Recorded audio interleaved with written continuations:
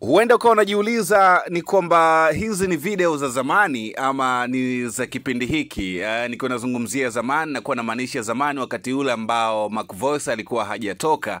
Pengine kuna kitu tukikaa kimefanyika hapa kwa ajili ya kuweza kuonyesha kwamba hizi video ni za wakati huu. Ni miongoni mwa video ambazo kwa leo zimetrend kinomanoma kwenye mitandao mbalimbali ya kijamii nchini Tanzania na East Africa kwa ujumla. Huyu ni moja kati ya wasanii ambao wanaiwakilisha record label kubwa hapa nchini Tanzania. Ukizungumzia moja ama miongoni mwa heavyweight record label, basi lazima uzungumzie record label Next Level Music ambayo ipo chini ya mtu mzima Vivan Boy Rayvanny. Sasa Mac Voice ni moja kati ya wasanii ambao wamesign kwenye record label ya Rayvanny ambayo inafahamika kwa jina la Next Level Music. Sasa leo hii video hizi zimeonekana zikiendelea kutrend zaidi kwenye mitandao mbalimbali ya kijamii ambazo zimekuwa zikimuonyesha Voice akipiga show katika mazingira ambayo ni magumu. Haya tunayaita chaka to chaka, na of course hali hii ilianziaga kwa Richard Mavoko, lakini pia this time tumeiona imesogea mpaka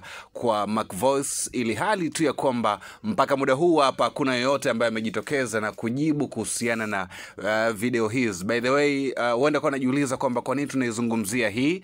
Of course hii tunaizungumzia kwa sababu Mac Voice ni moja kati ya wasanii ambao wapo chini ya record label kubwa Next Level Music. Tumeona CEO wake ambaye ni Rayvanny amekuwa ni moja ya wasanii ambao wanafanya vizuri kwenye performance kubwa za kimataifa, lakini ukirelate na hiki ambacho kimeonekana kwa msanii wake kimetupa majibu ambayo ni tofauti kidogo, kwamba kwa nini kama Rayvanny anafanya international show, kwa nini pengine msanii wake ambaye ni Mac Voice na yeye pia asifanye international show kama ambazo anazifanya CEO wa Next Level Music. Haya maswali ni maswali ambayo of course mpaka muda huu hapa bado hayajapatiwa majibu rasmi, lakini mjadala umeendelea kuwa mpana zaidi kwenye mitandao ya kijamii, wengi wakiendelea kujiuliza kwamba imekuaje Voice ama imekuaje Mac Voice this time anafanya vitu kama hivi hapa. Of course ni moja ya vitu ambavyo wengine wamechukulia kama vile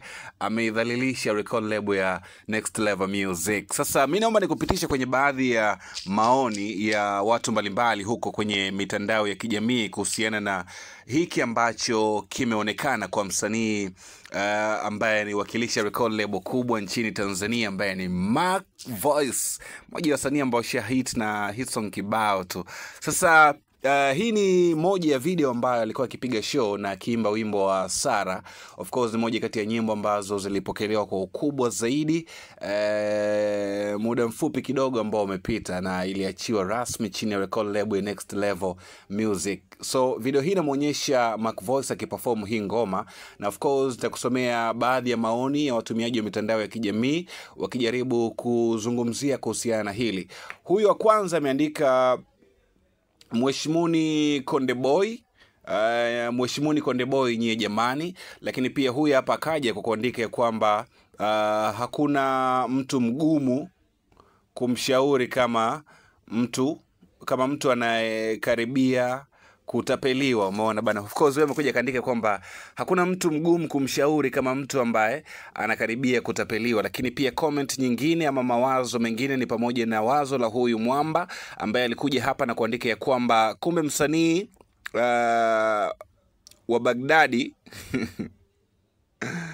wanavaa sare. Okay, huyu ni moja pia watu ambao wamekuja kutoa maoni kwamba kumbe msanii na bodyguard wanavaa sare. Of course mwingine pia alikuja hapa na kushangaa, huyu ni Cox Dawa Yao ambaye alisema huyu mwingine akaja hapa chini na kuandika ya kwamba sijui ni Songwe hapo, na mwingine pia akaja kaandika Rayvanny mwenyewe nyie mnamuonaje toka atoke Wasafi. Of course huyu pia amekuja kugusia namna ambavyo Vivan Boy Rayvanny kwa sasa alivyotokea, ametoka kwenye record label ya Wasafi.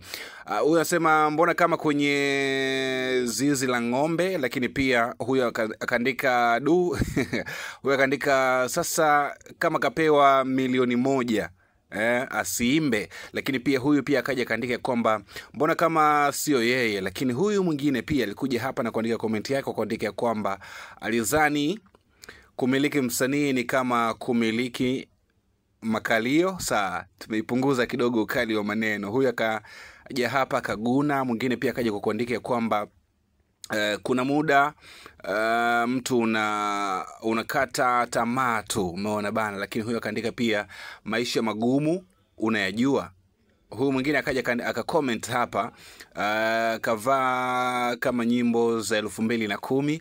Lakini mwingine pia hapa akaja kaandika, sasa hapa alikuwa wapi tena wajameni, au ni zamani? Huyu pia akaja kaandika mwaka, akaandika akasema kwamba masela hawajali kuhusu DJ wao, wanaimba kwa hisia, chocho kwa chocho. Of course huyu akaandika kubwa maokoto, location huyu kaandika kubwa maokoto, location hajali. Lakini huyu pia kaandika bado hajasema.